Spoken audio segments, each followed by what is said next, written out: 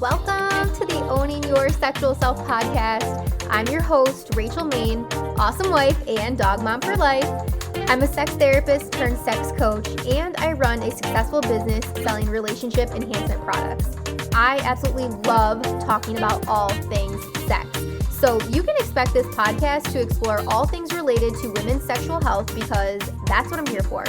I'm here to help you discover and embrace what brings you pleasure so that you can own your sexual self. If that sounds good to you, then keep listening and let's fucking do this.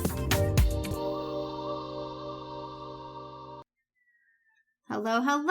We are back for another episode, and I have on a very special guest today, Dr. Mathews. Dr. Mathews is a board-certified OBGYN, minimally invasive gynecology surgeon, and NAMS certified menopause specialist. As both a mother and a wife herself, her goal is to help women of all ages maintain their own quality of life while keeping up with the day-to-day needs of their families and careers. Her practice emphasizes the importance of patient education and empowerment to make the best possible decisions for themselves and their bodies. Her areas of expertise include endometriosis, fibroids, chronic pelvic pain, polycystic ovary syndrome, and premenstrual dysphoric disorder. I am very excited to be able to talk with her today about sex and intimacy before, during, and after menopause. This is a topic that I've actually had a request for on the podcast, and so I'm really excited to be able to bring on an expert in this field to be able to talk more about this thing that really all women go through, right? So whether you are currently in menopause, maybe it's not your time yet, or you're postmenopausal, this is going to be an episode that is helpful for you to hear. All right, tune in, and I'm so excited. The thing I focus a lot on, and I hear a lot almost every day, is menopause related, all the issues associated with menopause. And I think intimacy and sex surrounding that is so interesting because it's so multifactorial how it's affected. Mm-hmm. Yeah. And I'm excited to be able to tie that into the conversation specifically because, how many women, like we were saying, like maybe go into menopause early and they're not even certain like what it is, what's going on, and they start to feel that decline in sexual energy and libido, and maybe lose some body confidence, and all this stuff. So yeah, all right, I'm excited. Let's jump into this. So can you give us a little bit of background? What kind of got you started in this field in the first place? So, I went to medical school thinking I was going to be a pediatrician. And then when I did my rotations, I really found that I loved children and hanging out with kids, but not so much pediatrics because it was dealing with a lot of maybe a little bit neurotic parents. So that kind of like shied me away from that. And then in my training, what I really found I gravitated towards things that involved using my hands, things that involved, just being very sort of hands-on, physical, relief of pain. So really surgical kind of things, which surprised me because I never really thought about that before. And then I gravitated to OBGYN because I really liked taking care of women. I felt like women really needed good health, and they were very often apt to kind of forget about themselves in the grand scheme of taking care of everyone else in their life. But when it came to their health, and they were, when you tasked them with taking care of themselves, they really did a good job. They really took ownership of it and really wanted to get better. And so we're sort of invested in their health when they really took a moment to focus on it. So I gravitated toward that, and then I kind of swung back around to the surgery side because after my residency in OBGYN, I ended up doing a minimally invasive GYN surgery fellowship. And the cool thing about that is I also really got to pay attention to the other aspects of gynecology that often get kind of lost in the world of obstetrics and dealing with the pregnant woman. You kind of lose sight of a lot of the other things like sexual health and wellness, menopause management, hormones and hormone therapy, chronic pelvic pain, sexual, pain with intercourse, all those other aspects of GYN care that really I don't think they get enough attention. And I don't think doctors really, in our training as OBGYNs, get a lot of time to train and understand that. So I kind of got a 2-year fellowship where I got, where I learned about those aspects of gynecologic care, and I actually was very grateful to find some excellent mentors who really focused on that. And they encouraged me to do a certification with the North American Menopause Society, and there's like an exam certification that you can do to be a certified menopause practitioner. Oh, wow. So now I do that, which is part of my general GYN practice, but it's like interest and just, kind of passion and focus of mine. So I'm very apt to ask about those things, just even if, and kind of sort of forewarn women about like what it could be. Because you're right, there's very little out there about what menopause is, and I think there's such a taboo around talking about it that most women don't know what to expect or when it could come, what it even means. Yeah. So. Absolutely. And I'm glad that you mentioned the part about education, because obviously this podcast, we primarily focus on things related to sex. And I remember going through my certificate program for sex therapy and sex education. That was a program open pretty much to anybody postgraduate. And so we had OBGYNs in there and midwives and nurse practitioners and all of these medical professionals, which was really cool because we got like the best of both worlds, right? You had clinicians over here and then you had basically doctors over here. But that's one of the things that they brought up, the med side of the people in this program, was that the sex stuff wasn't even talked about, very heavily in their program. And that's like the number one thing that I feel, when people are going to the doctor, they're already scared to ask questions about their sex and sexual health. So I really do feel like it's the job of clinicians to put that olive branch out there and say, hey, do you have any questions about this?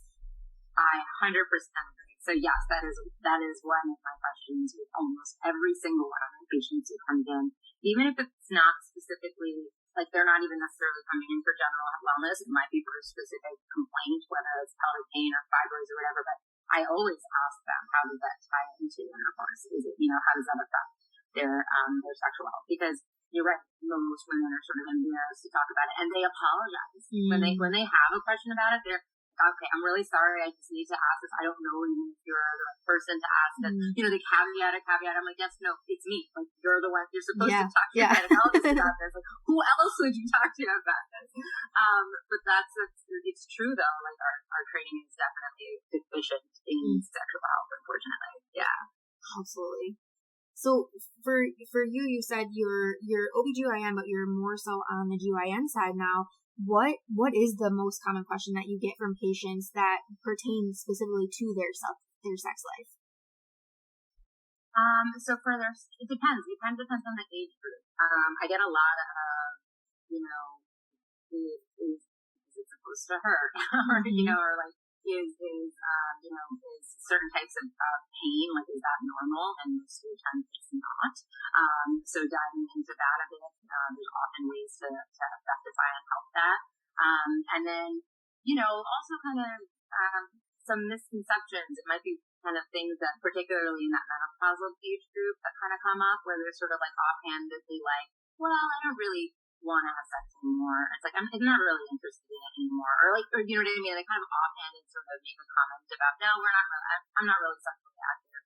And I sort of, well, why not? Is there a reason behind that? Is it just like you're too busy, or like you don't like your partner, or is it, something else, more physical or more physiologic that we could potentially, work on, so, help. And then just never thought to ask for help from that perspective. So I think it depends on the time frame, really, but I think really about how sex should feel, and then also, what can I do about things like libido issues, I think are another prominent topic. Yeah, and libido is something that in my profession too, it's got to be the number one thing that I get asked about. So for you, from this medical perspective, would you say that libido is more so emotional, or would you say mental or physical problem typically for women? It's everything, and that's kind of where I start with. Okay, it's way more complicated than people realize, and I think especially for women, because everything that has to come together, as you know, like to even get to the point of arousal, forget about it, getting to climax, but like just arousal, interest, all of those things, there's so many aspects of it, right? So, I'm talking to, say, a mid-40-year-old woman, and she's just like, my husband, I feel really bad for my husband, I love him, but I just really like, I I care less. Like, I just don't have any interest at all. I mean, sexually active, like, is something wrong with me? And I'm like, no. Most of you're like a career-driven woman. You've got 2 kids. You're like, running a household. You're dealing with XYZ, a ton of lists in your head of things that you're trying to complete and get done in a day. And like the last thing on your list is sex. Yeah. And how it is. And so yes, there's an entire mental, emotional component to it. As you alluded to, especially when hormonal changes are happening, there's that aspect of it as well. And how your body is potentially changing and kind of betraying you at certain points of metabolism changes and stuff. And so, again, you're sort of self-conscious about those changes and how that affects, how you feel. As far as, like, do you consider yourself as you think or feel like a sexual being? And then there's all of the other physical things. Like, again, is sex comfortable? Is it painful? Or is it, are you able to achieve orgasm? Is it something that, you've explored on your own? There's all these other aspects of it too that, so yeah, it's like, it's all of it. I kind of break it down to patients from that perspective and then kind of say, all right, what are those things? It's potentially all of them. You check all of those boxes and you should address some of the things, maybe before the others. But, it's about kind of pulling all that together. Yeah. So yeah, I'm glad that you mentioned that, because I would agree to it. It is a mixture of all of the things, and I love the fact that you're a provider that is so forthcoming about this. Like you said, you're specifically asking these questions to your patients, so you're giving them the opportunity to speak about that. And that's one thing. So on my side, doing the sex therapy and sex education and coaching, I can't so much help with the physical aspect of it, right? Like, I'm always recommending go see either a pelvic floor physical therapist or talk to your OBGYN or even your primary care. Like, if that's who you have access to, easily, have the conversations because, we aren't, and same for you, right? You're not the ones that's going to be sitting down and having a therapy session and long-term care, conversations with them. So I think it's such a team effort when it comes to these sorts of things. I agree. And I think a lot of the time it's just about kind of creating that relationship where they can feel, open to talking about it and not judged about it. And I think there's, of course, like decades of, media and generational and cultural sort of, taboos surrounding sexuality and female sexual health and all of those things. Women, it was sort of almost shameful to be considered sexual. And so I think, and myself coming from a pretty conservative cultural background, like I could see that. I talk to women in particular from that angle a lot too, because I feel like that's something that is sort of an underlying, sometimes hidden, and sometimes sort of in the background type of concern for a lot of women too. That it's sort of, not supposed to be your concern, especially as you age, right? Like, it's almost expected that women are even told sometimes, unfortunately, by practitioners, well, this is just what comes with getting older. This is just, your body changes and, tough shit, that's just how it is. Like, deal with it. Like, don't complain about it. Can't do anything about it. And I think that's like my biggest, sort of, call it a platform, passion, whatever. Yes, there's actually a lot you can do about it. And menopause doesn't have to be like this, like, death sentence. Like, you can actually still have a very robust life in all different ways, and in health and in sexual health and everything, despite or during or whatever, because of menopause. It doesn't matter. Like, all of those things should be true. But I think there's a lot that we're sort of fighting against. Yeah. Changing that mental preconception. Yeah, absolutely. And I hear that specifically too from women. Let's say if they've had a hysterectomy, right? And it's like that loss of womanhood almost for a lot of them, and it's like going through that grieving process. But I would love to hear, from you. So if we're thinking specifically about menopause and kind of that before, during, and after, can you tell us what would some of the changes that a woman would see as they're going through that, either within their body or even within sexuality when it comes to libido, arousal, things like that? Yeah. So menopause is a big one. So I start out with saying, first of all, menopause, by definition, it's one full year of not getting your menstrual cycle.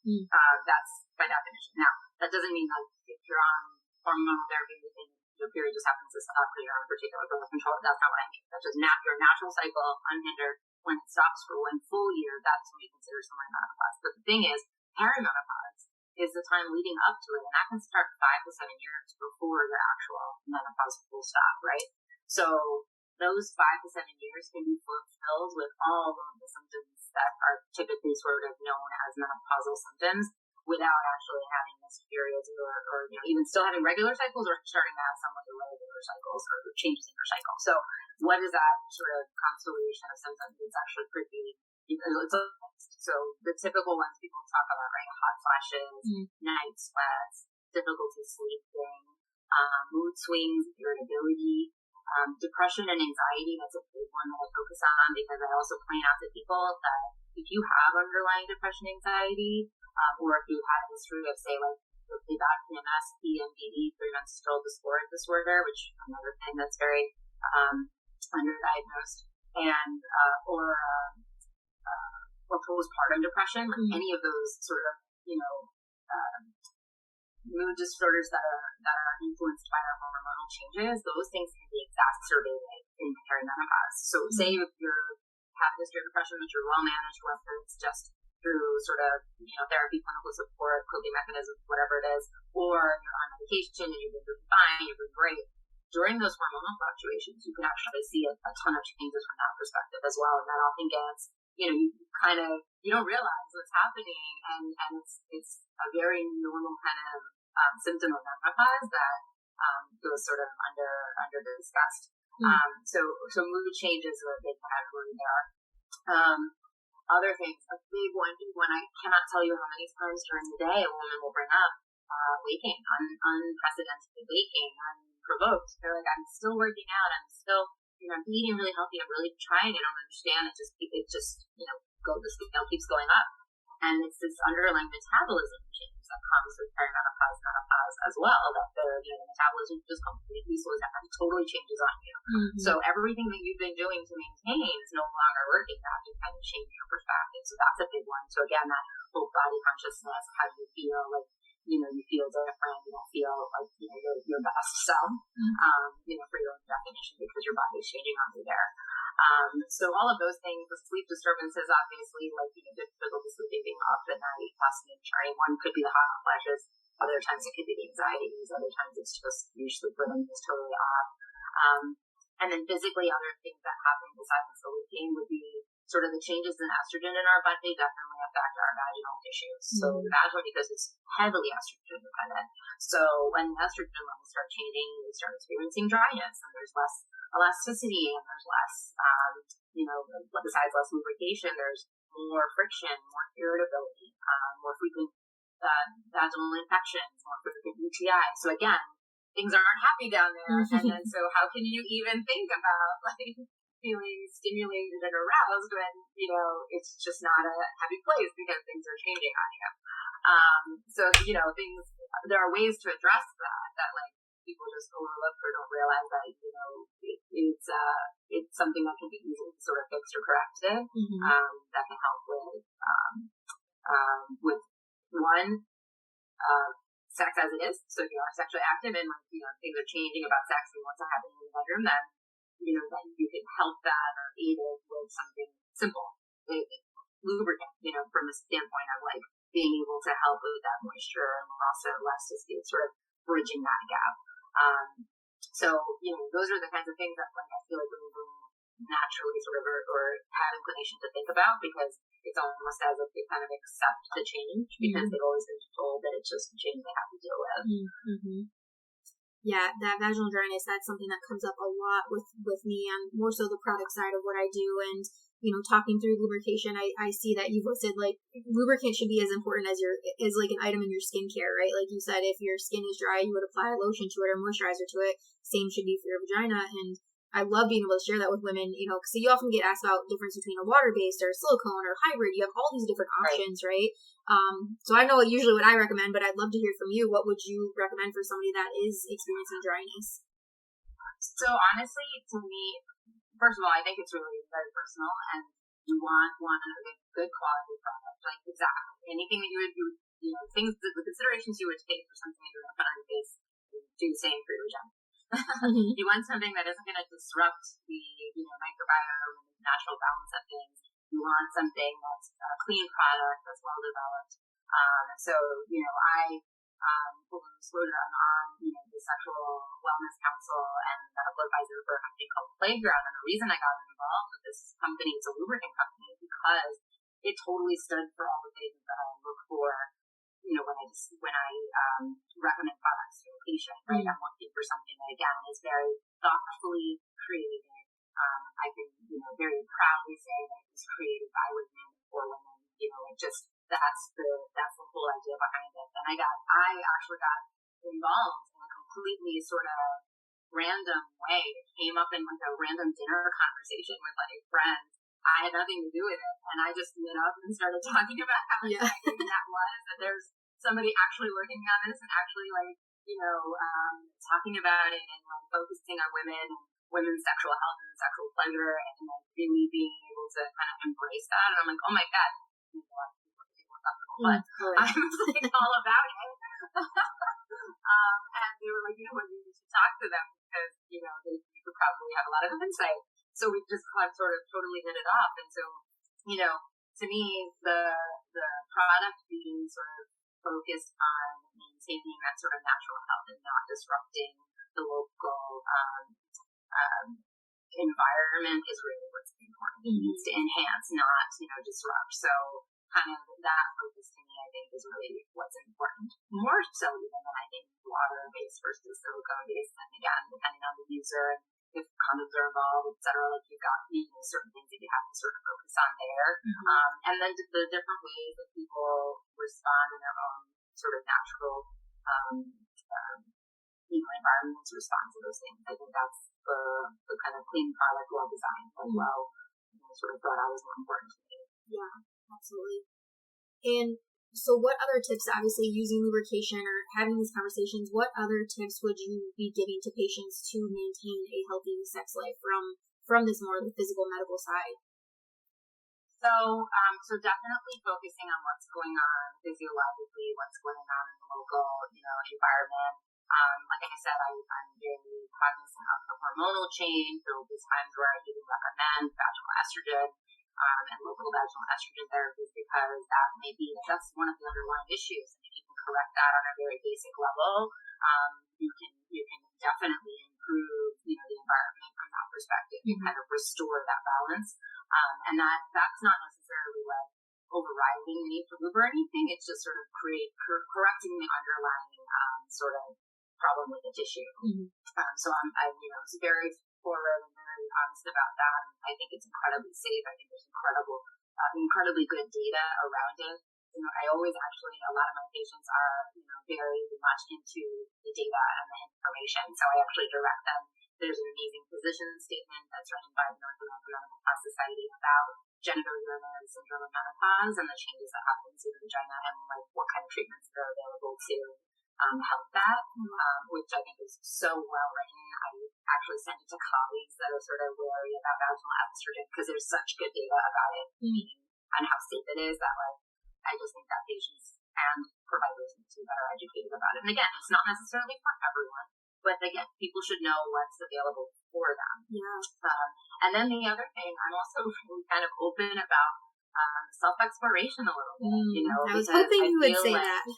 Yeah, I'm actually very much open about it. And that kind of gets, I don't know, I thankfully have a very good relationship with my patients, so I feel like they don't think it's weird when I mention it. But like, to me, it's, no one knows yourself and your body better than yourself. Like, no one knows it.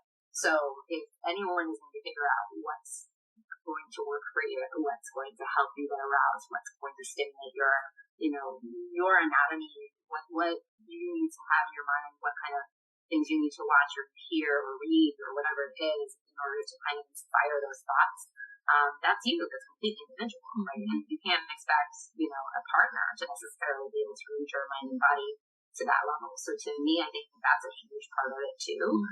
And that's another thing that changes. Like, it can change, right? What worked for you in your 20s may not be the same in your 30s or 40s or 50s or 60s. Like, so, a little bit of that self kind of exploration and really kind of telling what works for you and how it's different, or maybe it's something that needs to be, more stimulated or whatever, more exciting or more rowdy or whatever it is that kind of triggers you on. Like, that's, it's important to find that out. Mm-hmm. Yes. I'm so glad that you mentioned that, because that's the basis of most of the work that I do. And so you heard it first here directly from a doctor. Please masturbate more. It's actually benefiting you in the long run in so many ways. So yeah, I'm so glad. And I'm so happy also to hear that you are having that conversation with your patients again. You sound like a great resource for the women that you get to work with. Yeah, I think, again, sometimes it's interesting because it even starts out sometimes for some women to be uncomfortable kind of point, but then they really open up and they really talk about it, and all the things sort of hindering from them from trying to do that. And then when they do start, being able to take a little time for themselves, and however it might be that they need to like stimulate, like if you just really see them learning about themselves and really kind of opening up and being open to other kind of experiences, and it definitely benefits their partners. So, from that perspective, it's a really kind of helpful and healthy for themselves and for their relationships. So, yeah, absolutely. And speaking of partners, what kind of guidance or conversations or support would you say that is helpful for partners of women that are going through menopause? Conversations that they can have, or things that the woman can say to educate her partner, just to kind of make the sex life a little bit more easy and really help them understand what it is that they're going through. Yeah, I think that's a really and do you meet with couples? Like, do you meet with partner as well? Yeah, so I think that's where you definitely have a better sort of insight on that and access to educating on that topic, because I don't see the partners usually. So, from that perspective, it's usually me kind of guiding my patients and, the female that I'm seeing to be like, being open and somewhat honest about what is going on, kind of naming it and really kind of addressing it sort of head on, in the sense that, listen, I'm going through some stuff, but I am interested in making this better. Like, that it's not something that you're sort of like, I could care less anymore, and somehow it's reflecting on their relationship and on the partner and how, what's coming between them. Like, it shouldn't, right? It should just be like, I'm going through this, some things are changing, I'm working on it, it is something I'm interested in, something I care about, and just being open and honest from that perspective, and like even engaging them in the idea of, I may want to try some things that are different, I may want to, explore with different things. I've never needed lubricant before, but now I want to use it, I'd like to use it. So stuff like that, right? That just, or whether it's sex toys, or whether it's like, I want to watch this or read this, like before we're intimate, or include it in our foreplay, or whatever it might be, to kind of help engage it and make it more of a, more of a everyone's involved, both perspectives are involved, and like sort of engaging them in the sort of in that journey of kind of rediscovering.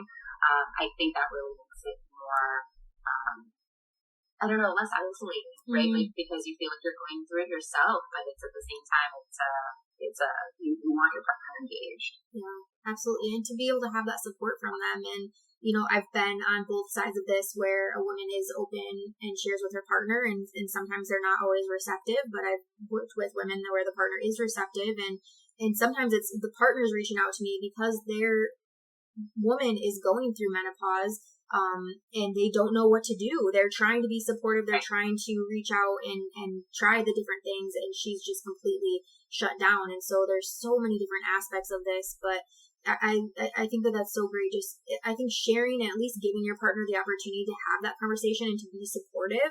And you really said it best earlier, right? Like, just because you're going through menopause, that doesn't mean it's the death of your femininity or your sexuality, right? You can still be a sexual person even post-menopausal, because I've certainly heard that before, right? Well, I'm going through menopause, there's no reason for me to have sex or orgasm anymore. 100%. Yeah. I'm like, oh gosh, it makes me so sad. I agree. I feel the same way, and I agree. Like, I think, it's just really about that concept of intimacy that comes in. You can be intimate in so many different ways with your partner, and I think sharing this aspect of it of how intimacy works its way into the bedroom and becomes sexual as well. Like, you know, you would work on it if you were having issues with communication verbally. Like, why wouldn't you work on it if you're having this? It's just another form of communication. It's just another way of, like, you know, figuring out what works for each of you. So, yeah, I think talking about it. And actually, so the other thing I also want to mention is, you know, when I've had and I've done, you know, other sort of talks and done some things on Facebook and things of that nature, and I've had questions from people all over being like, how do I find a doctor that's open to talking about this kind of stuff? And I would say a really great resource is the North American Menopause Society's website. And I don't work for them in any way. I'm just like really proud to be a certified practitioner. And they actually have a database of certified practitioners all over, awesome. in the U.S. and Canada, I believe. And so you can actually search to see if anybody in your area, in like state or zip code or whatever, is certified. And I'm going to tell you that they have to maintain the certification. It's pretty stringent. You either have to go to conferences every other year, or you have to retake this crazy exam, which is really tough and a really dense book. So, like, you know that they're on top of it and they're really invested in it. If they are a practitioner, it's not one of those things that you like sign up and, you know, as long as you keep paying them, they send you a certificate. Not like that at all. So, I think it's a really great way to make sure you're dealing with someone that is in tune with some of these things, right? Sexual health, not just menopause, but like hormonal and, like, you know, physiological changes that might influence intercourse and sex and you know, sexuality, like, throughout your life. So yeah, I would love to be able to link that in the show notes too as a resource for people, because just you saying that, I can think of a handful of women in my life, either personally or a client base, that could definitely benefit from this being a resource. Yeah, great. So I normally don't go here, but I see that it's on your one sheet, so I would love to chat with you just a bit as we're wrapping up here. And maybe I shouldn't ask, because I'm sure we could talk for hours about this, but Roe vs. Wade getting overturned recently. What have you? Oh my God! What have you seen? How do you feel like this is going to affect you as a practitioner? So it's really funny. Like, every time this comes up, whether it's in like personal conversations with like just friends or colleagues, every time anyone says be overturned, like those words, I feel like I get punched in the gut. Like, that's how it physically affects me. I get emotional about it. I am an abortion provider. I believe in choice. So it's incredibly important to me that be something that we maintain in this country as best as we can. I live, like I said, in, you know, what would be considered a blue state. It doesn't make it, you know, impossible for it to become problematic here. You know, even on the East Coast, even in places that you would think are uber liberal, like, it's incredibly threatening what's been happening in Congress and what's been happening in, you know, with the changing of this law and how it's affecting women's health all over the country, and not necessarily intended consequences, right? The focus was on something very specific, but it's hurting women in so many ways, whether it's pregnancies that are a danger to our bodies, or whether it's fertility treatments. I mean, it just, the list goes on. And it's, you know, I think it's just such a hard thing to express. I don't fault anyone for their personal opinions and their personal, you know, their personal decisions, or what they would do in a specific situation. One, I always point out, you never know until you are actually in that position, until you or someone you love is in a difficult position like that. It's not an easy decision for anyone to have to make, but if you don't allow it to be a choice and governed by actual science and medicine, you are making some very dangerous steps. And it's like, it really gives me chills to really still, like, I cannot believe that we're living in this year, in this time, having this debate. It's to me, it should not be a debate. Leave it in the hands of science and doctors. Like, why are we getting involved with politics? I have no idea. It is so wild to me, and I'm glad to hear that we share the same opinions and values on this. As I said, I wouldn't normally bring up political things on a podcast, but yeah, and like I said, I don't fault people for having their own personal views on this, right? And I think that's where choice comes into play. It just leaves the option open for people who may really need it.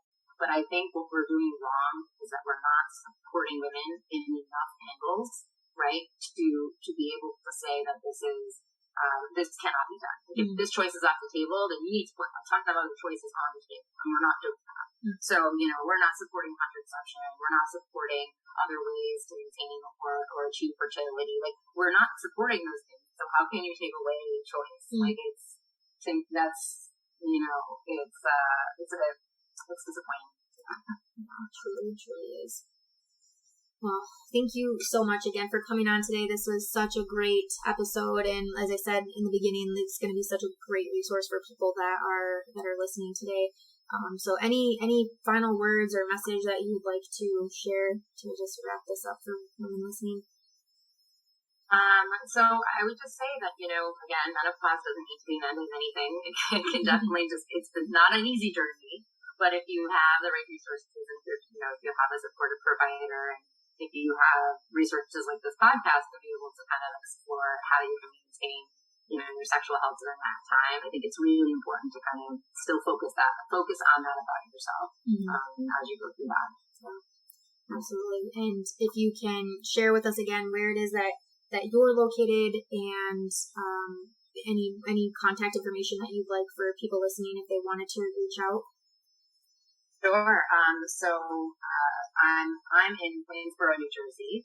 I have a website where you can sign up. I haven't been doing newsletters that frequently, but there is more information on the website. It's www.drmatthewsgyn.com.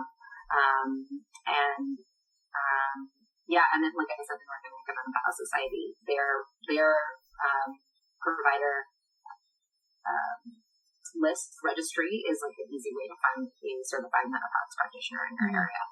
Yeah, absolutely. We'll definitely link that, because I think that's great. I didn't even know that was something that was available. I know. So that's awesome. Yeah, I think it's just a great way to find a provider. Yeah, that kind of listen from this perspective. Yeah, absolutely. Well, great. Well, thank you again so much for coming on the podcast today. It was a pleasure having you. And again, thank you for the work that you do and being a safe place and person for women to open up and ask the questions and get healthy answers. Thank you very much for having me. I do appreciate your work as well. It was great speaking with you today. Thank you so much for listening to today's episode. If you loved it, be sure to subscribe so you never miss a thing. And if you loved it so fucking much, be sure to leave a 5-star review. I'll see you next week, and until then, keep owning your sexual self.